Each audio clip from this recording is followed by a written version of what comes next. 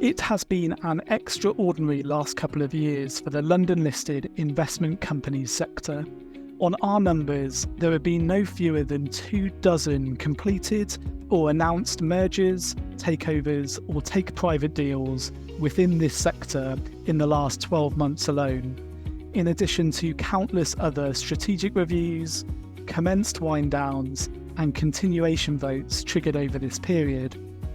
Many areas of this sizable and hugely important area of the London investment market, which invests across both traditional asset classes as well as into vital other areas of the economy such as property, infrastructure and private markets, are undergoing a period of evolution as we transition to a new economic environment following a significant period of low interest rates, as well as dealing with notable other factors such as the consolidation of major shareholders in the industry. We have covered the increase in activism, the greater scrutiny on capital allocation, and governance issues in multiple episodes of the Investor Insights series already. But today, we delve deeper into this topic with the manager of a strategy specifically looking to take advantage of the opportunities being presented by the current dislocations in these areas, AVI. Welcome to the Investor Insights podcast, hosted by Killick & Co. My name is Gordon Smith, and in each episode, I'll be interviewing portfolio managers from across the investment industry to gain from their expertise in the specialist areas in which they invest, and to question them on topical issues. You can access the full series of interviews via the playlist on the Killick & Co YouTube channel, or by searching for Killick & Co.'s Investor Insights on Spotify, where you can subscribe and be notified of future episodes. We hope you're enjoying the discussion so far, and you can get in contact with us about any of the topics discussed via the email address investorinsights@killick.com. Killick & Co is an independently owned wealth manager which opened its first office in 1989 and provides services to help families save, plan and invest. And you can find more details on the unique ways in which we do that at our website, killick.com. In this episode, we were joined by Joe Bauernfreund, Chief Executive Officer and Chief Investment Officer of Asset Value Investors, or AVI, a business he joined in 2002. Joe is the sole manager and responsible for all investment decisions for both the AVI Global Trust, AGT, and the AVI Japan Opportunities Trust, AGT, two London-listed investment companies. Our discussion in this episode focuses largely on the former of these two strategies and how appropriate, given the background of change and evolution currently at play within the investment companies sector, to be talking to the manager of one of the oldest trusts on the London market, with a history dating back to 1889. We were delighted to welcome Joe into our Mayfair office for this discussion. He is a very highly regarded and experienced investor, well known for his value-orientated approach to investment, alongside constructive engagement to increase shareholder value.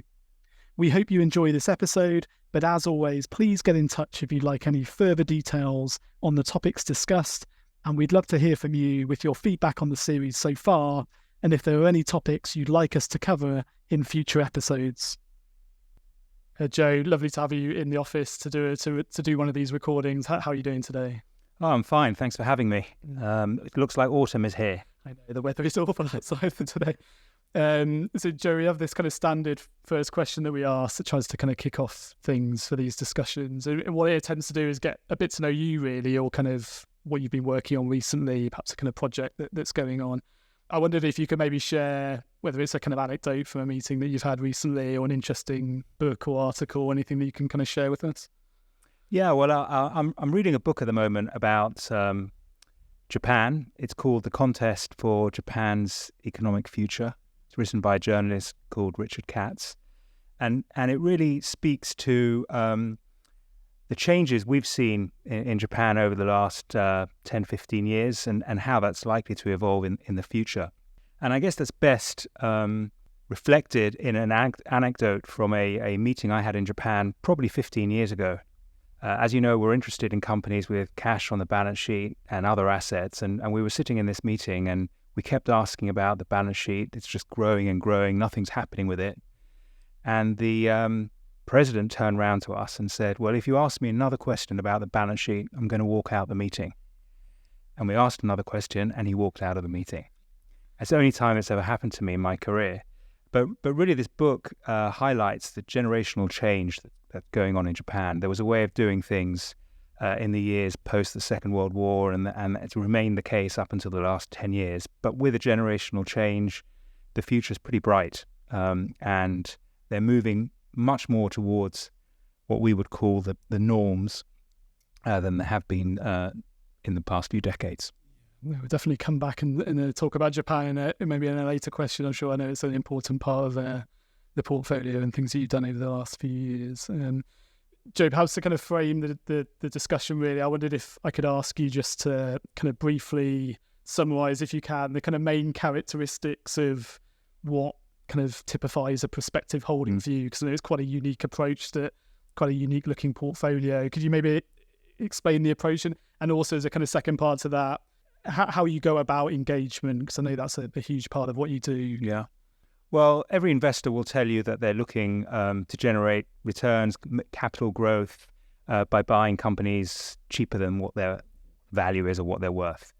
For us, it's a little bit more nuanced than that. Our starting point is that although we are told that stock markets are efficient and everything is priced into the current price and difficult to outperform, our starting point is that there are parts of the stock market around the world that, for a variety of different reasons, are neglected and overlooked by investors. And that neglect gives rise to mispricings, inefficient pricing. And so that tends to be the areas that we look at. So they could be companies that are perhaps more complex in the sense that they own a variety of different businesses or different assets. They're companies that perhaps could have controlling shareholders there, which other investors don't necessarily like. And more often than not, we find where there's a lack of sell-side research, this lack of general investor interest, that also leads to neglect and hence wrong pricing. And on top of that, it's fine to find things that are cheap, but for us, it's also about finding good quality businesses that can grow in value rather than be zombie businesses that decline in value year in, year out. And then, as you suggested, shareholder engagement is a key part of that, because you can buy something on a very wide discount and then you can wait, and the value can go down and the discount can go up, and you find that it's very nice to find something that's cheap and that nobody knows about, but nothing ever changes. And often, some form of shareholder engagement, proactive engagement with the board, with management, with other shareholders can be the key to unlocking value. And our approach is more constructive in nature than others, I would say. It comes from the starting point that we actually like those assets, we believe in them, we want to own them, and we think they're going to grow in value. But there are things that the board or management can do in order to reverse that structural discount, that structural undervaluation. And it comes more often than not with some patience on our behalf. We don't need everything to happen today. It can be much more measured. And that generally allows for a more constructive relationship with the parties on the other side. They don't feel they're being bullied and beaten up by us. There are exceptions to that, clearly, but for the most part, it comes from a constructive, long-term activist approach that really seeks to align our interests with those of other shareholders as well as of management. Yeah, thank you for that. I thought what I do with the kind of rest of the discussion is perhaps slightly bluntly, and apologies for that, kind of split the portfolio up into kind of three segments, if I may, and the one of them being those kind of holding companies or conglomerates, those types of businesses. One being the Japanese area, which we kind of touched on very briefly at the start, and then the kind of London-listed investment companies sector. I wondered whether we could kind of go through those in turn and perhaps start with the London-listed investment company sector. It's been a pretty extraordinary period, really, for some of these, or a lot of these investment companies on London. that kind of change in the economic environment. We had premiums going into that. That's led to kind of wide discounts occurring. We've had corporate activity. I mean, we were recording this, the first week of September. Just yesterday, we had those two REITs that had approaches by either private equity or larger REITs, just to kind of exemplify the kind of activity that's going on and some activist involvement. I know it's a kind of big topic, but I wondered if you could kind of summarise your current thoughts on kind of what's been going on in the sector, and also just maybe highlight some of the areas within that you are seeing opportunity. Well, you're absolutely right. The investment trust space currently offers some very, very interesting opportunities, and has done, I would say, for the past 18 to 24 months, as we started to see a shift in the market environment. And as you say, we started to see the premia from those very successful growthy trusts disappear, and panic set in by investors. The sector's faced, could say, a perfect storm, in the sense that over the last few years, NAVs have come under pressure, share prices have fallen, discounts have widened, and a part of the natural source of buying has exited the sector. The consolidation that's taken place in the wealth management industry has meant that investment companies offer less of a solution to their task of investing their clients' money as they've become so large, and investment trusts are smaller, less liquid than their counterparts in the open-ended sector. So, coupled with disappointment at the performance of certain trusts, particularly those with private assets, and also those which had more alternative asset classes that were expected to be uncorrelated and absolute return forever and ever, and proved not to be, that's really posed quite a challenge for parts of the sector. And that's reflected in the erosion of all those premia and the widening of discounts to pretty extreme levels in some cases. For us, it's a very fertile hunting ground, particularly amongst those trusts that own assets where the valuation is less certain and less explicit. So we're talking predominantly about private assets, and that includes real estate as well. The discounts are very wide. The economics of some trusts don't make sense anymore given their size and their cost structure. And there's really a twofold opportunity here to take advantage of very wide discounts, attractive share prices, to realistic and prospective good performance on the NAV side, but also to engage with boards alongside other shareholders to improve the corporate governance, improve capital allocation decisions, and in some cases to affect change of corporate control. Again, as you suggested in your question, that is happening. And we are seeing a shift in some parts of the market. We're seeing a shift in attitudes of boards towards capital allocation, corporate governance, and doing the right thing for shareholder returns. Yeah. Well, you mentioned the kind of discount widening is particularly acute in those kind of hard to value assets, private equity, infrastructure, those sorts of things. I wondered if I could kind of ask about your kind of engagement with these types of companies. Is there kind of governance or policy or kind of best practice that you would highlight as you'd like to see kind of being more adopted across the board? Are there kind of key policies that you would like to see? Yeah, I would say there are a number of policies that we want to see reflected across the board. Generally, they include a assessment of prospective returns from making new investments, say in the case of a private equity trust, as opposed to buying back your shares on a very wide discount. And we have seen that over the last couple of years with a number of trusts coming out with capital return policies that explicitly reflect that. And we think that's very positive. The ability to buy back shares on a 40% discount and generate a high risk-free return compares very, very favorably to any new investment that a trust can make. And so seeing boards reflect that in their policies is positive. And that feeds into good corporate governance, because good corporate governance means that the board recognizes that they are independent from the investment manager, that they are there to work for the best interest of the shareholder, and the best interests of the shareholder are not always aligned with the investment manager, but it is the role of the board to work for the shareholders.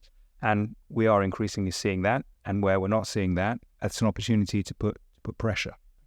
Joe, I wonder if we can move on to the Japanese market. And it's been an area which has been particularly successful for AVI, one that you kind of saw that early trend of governance reform in the country, and that's been kind of present in the portfolio for a long time now. Could you give us a kind of progress report on the opportunity within Japan as we sit here today? I mean, it's been a pretty roller coaster couple of months for markets in general, but particularly in Japan. Has this kind of, is anything changed, or where's the opportunity? Is the opportunity still there? Well, I would say the opportunity is very much still alive and well in Japan. You'd probably expect me to say that. When I think about Japan, I think you can break up the opportunity into three different components, and I think that sets the scene. The first is valuation.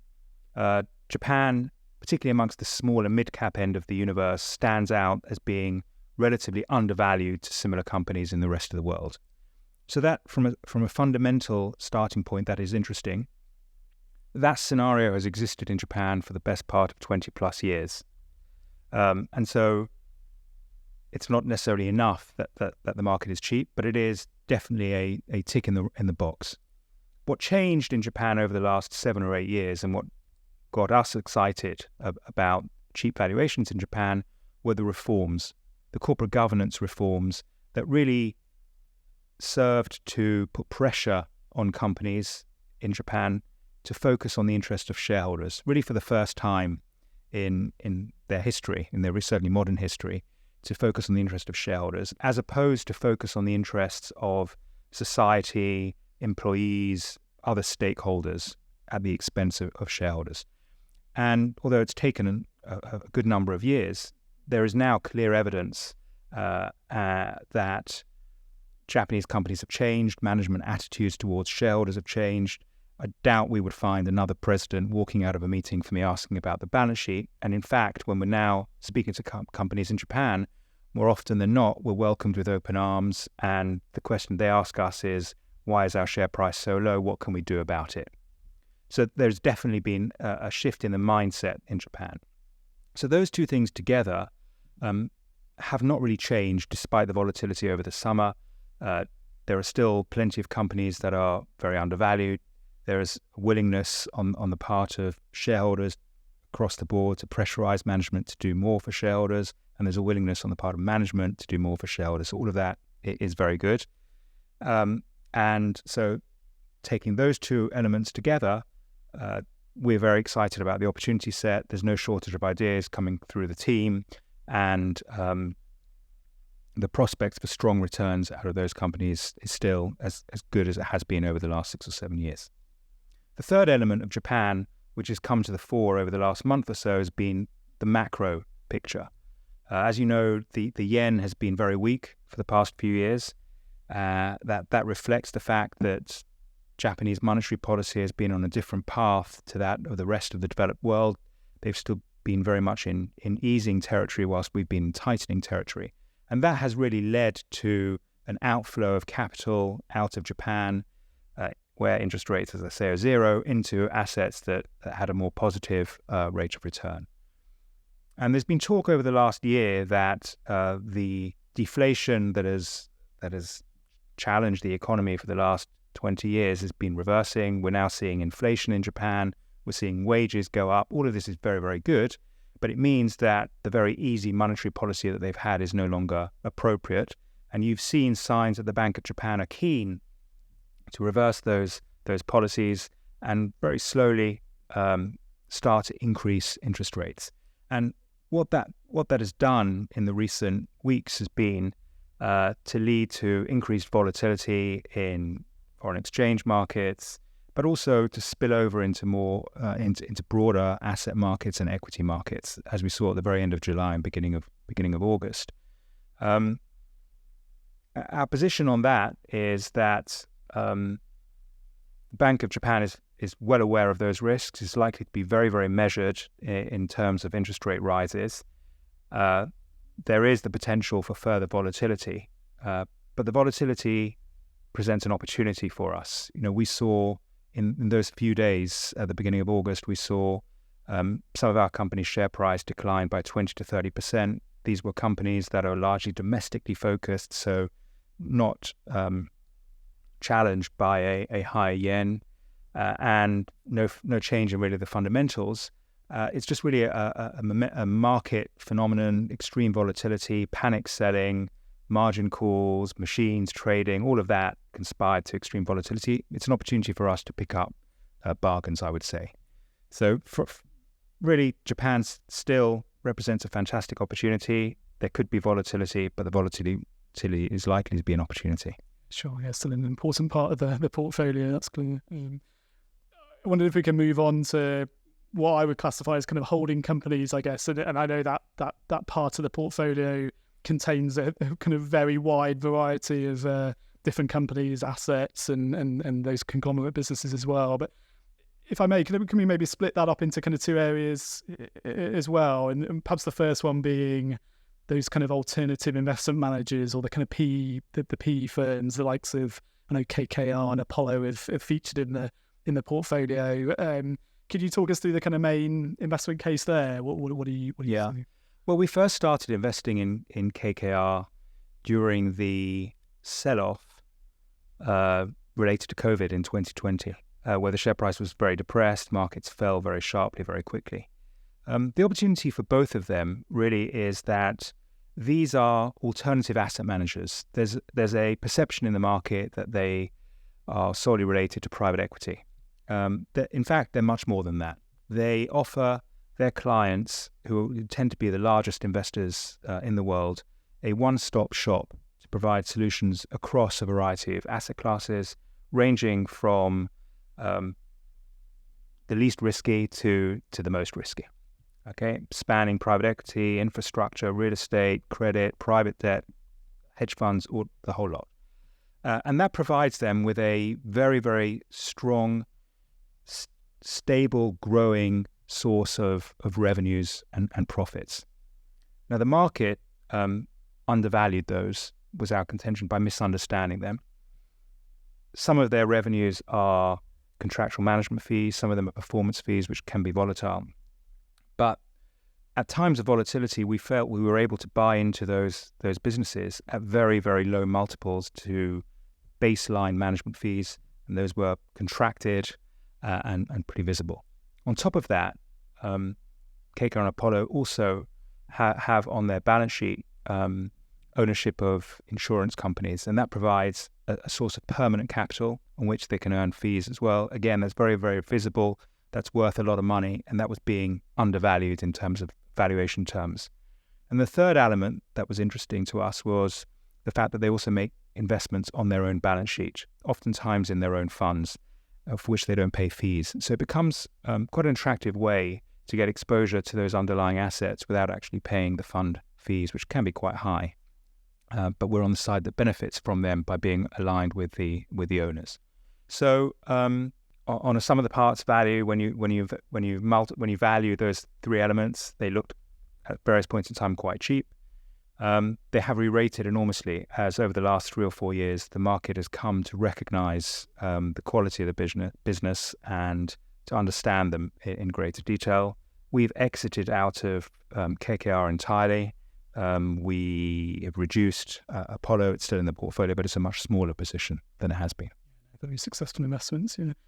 I mean, the other part of that is the conglomerate type businesses. I wondered if I could ask you for kind of an example there. I know I've read in the past in your commentary, you've referred to companies like News Corp as being kind of really something that embodies what you're looking for.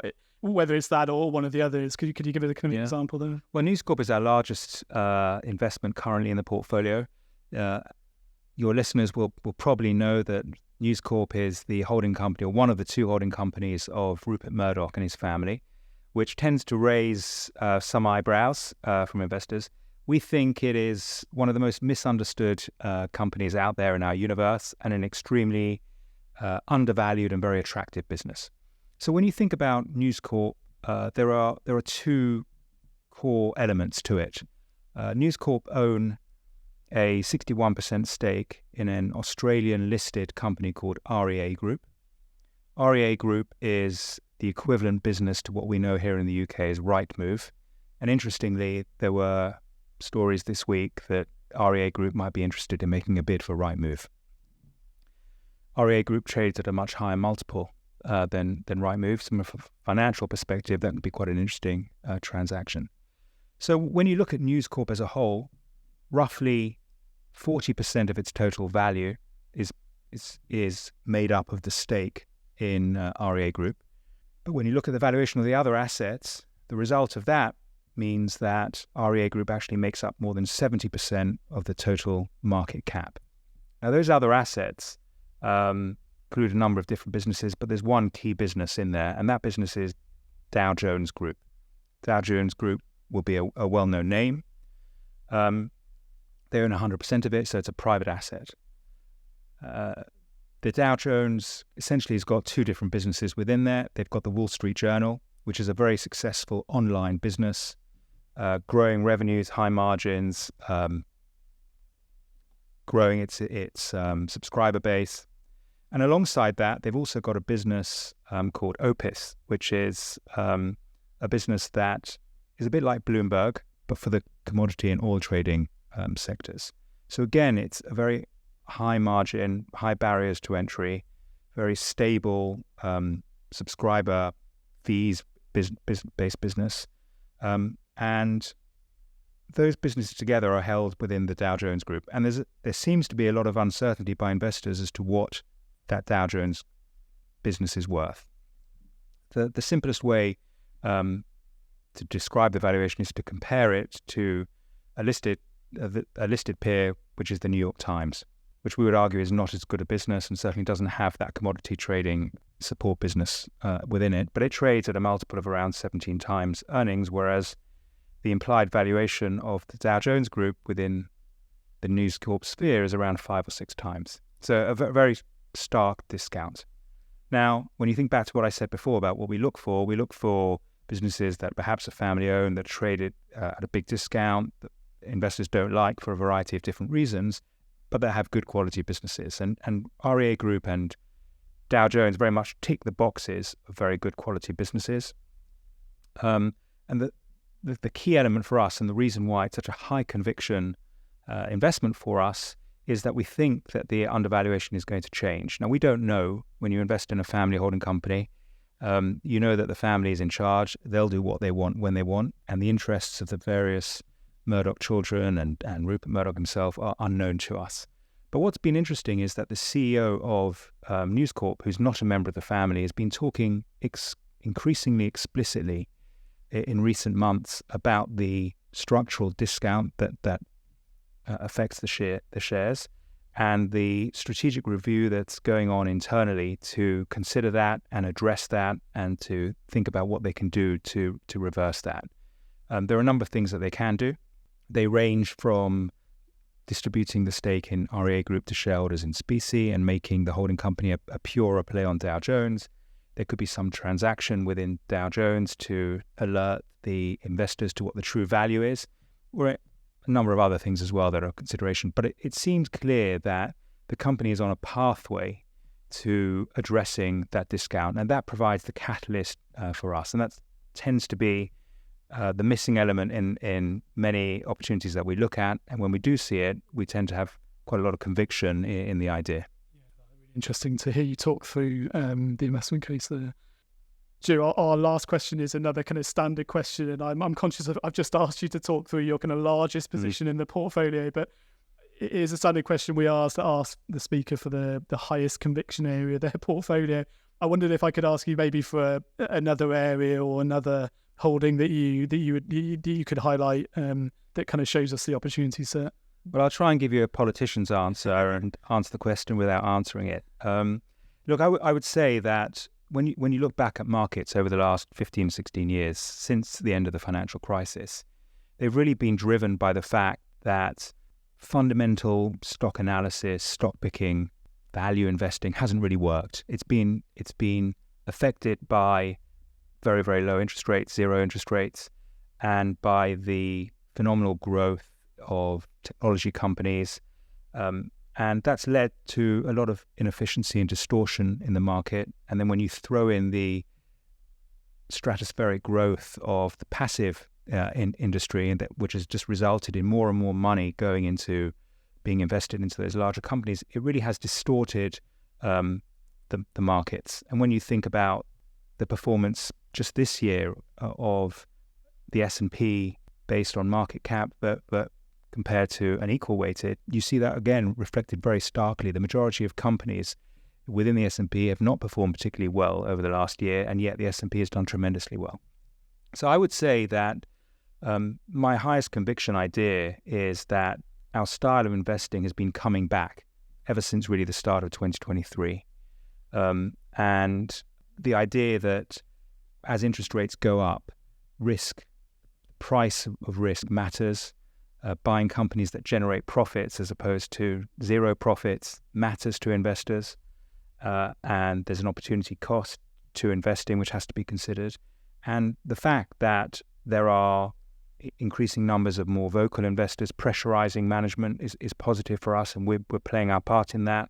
And the fact that management in many cases are frustrated by their own depressed share prices and want to do more about that. So it feels like our area of investing is due a strong period. It's been a reasonable period over the last 24 months, but it's been challenging to keep pace with the so-called Mag 7. But I don't expect that to necessarily continue forever. We've seen some volatility over recent weeks. And I think that investing is probably coming back to some more old-fashioned approaches of good old-fashioned stock picking. Yeah, no, something we concur with as well is that kind of concentration of markets has been a theme which has run through the series. So yeah, thank you for that. It's some important points. Joe, thank you again for sparing some time to speak to us. Really appreciate it. Thank you for having me. Thank you for listening to the Investor Insights podcast, hosted by Killick & Co. You can get in contact using our podcast email address, investorinsights@killick.com. For more information on any of the topics discussed, or for further details on the services offered by Killick & Co. This podcast is not personal advice. The content is intended for educational purposes only and is not investment research or a recommendation to buy or sell any financial instrument or product, or to adopt any investment strategy. The value of your investments can rise as well as fall, and you could get back less than you invested. Past performance is not a guide to future performance. The investments referred to in this podcast may not be suitable for all investors, and you should seek advice from a qualified investment advisor. Killick & Co. is authorised and regulated by the Financial Conduct Authority, the FCA.